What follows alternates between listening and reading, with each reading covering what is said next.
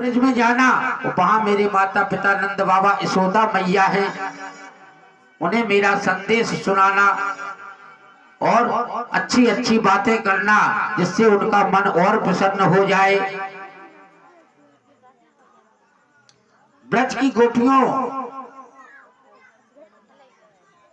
जो ब्रज में गोपियां हैं वो मेरे विरह से बहुत ही दुखी हो रही होंगी, तो उन गोपियों को समझाना, मेरा संदेश देना, उन्हें मेरा संदेश सुना करके और ये पत्री देकर उन्हें पढ़ के सुना देना कि सौम्य स्वभाव उद्धव जी उनका संदेश लेकर रथ पर सवार हुए और सूर्य अस्त होते होते नंद गांव जाकर के पहुंच गए।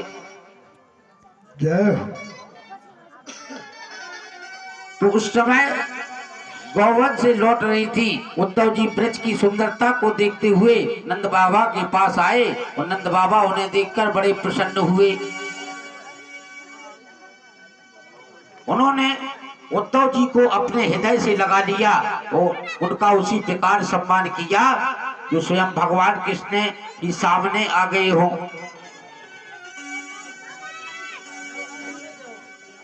और घर में ले जाकर के उत्तम भोजन कराया, जलपान।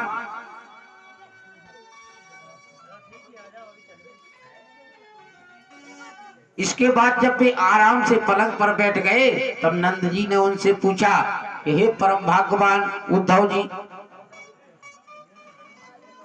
अब कुछ हाल कुशल मंगल सुनाओ, क्या मेरे वसुदेव जी जेल से छूट गए?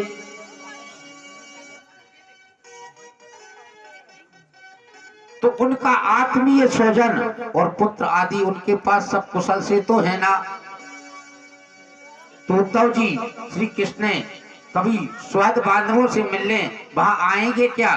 इसमें संदेह नहीं कि मैं बलराम और कृष्ण के लिए ही वहां पधारे हैं। तो याद करते हैं। आप तो यह बताइए कि कभी हमारे प्यारे गोविंद अपने सखाओं से, अपने बंधुओं से मिलने की चर्चा करते हैं?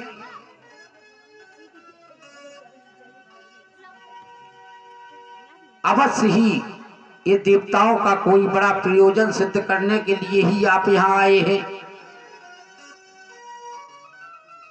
ऐसा स्वयं गर्गाचार्य जी ने मुझसे कहा था। हे राजन, नंद बाबा का हृदय यूं ही भगवान कृष्ण के अनुराग में रंगा ही था। अब वे उनकी एक एक बाल लीला का स्मरण करने लगे तब तो उनके हृदय में प्रेम की बाढ़ सी आ गई, नेत्रों में आंसू आ गए। तो यशोदा जी भी वहां बैठी उनकी बातें सुन रही थी। पुत्र स्नेह के कारण उनके स्तनों से दूध की धारा बहने लगी। जय हो। उद्धव जी, नंद बाबा और यशोदा रानी के हृदय में श्री कृष्ण के प्रति कैसा गाढ़ा प्रेम है, कैसा गाढ़ा अनुराग है, यह देखकर आनंद मग्न हो रहा था। उद्धव जी ने कहा कि इसमें संदेह नहीं है कि आप दोनों समस्त शरीरधारियों में अत्यंत भाग्यवान हैं।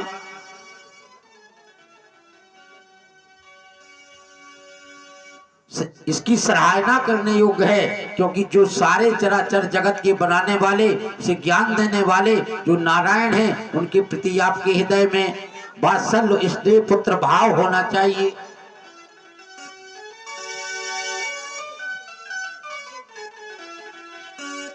जिस समय उन्होंने रंगभूमि में कंस को मारा तो आपके पास आकर कहा था कि मैं ब्रज में आऊंगा, और उस कथन को सत्य करने के लिए वो अवश्य आएंगे।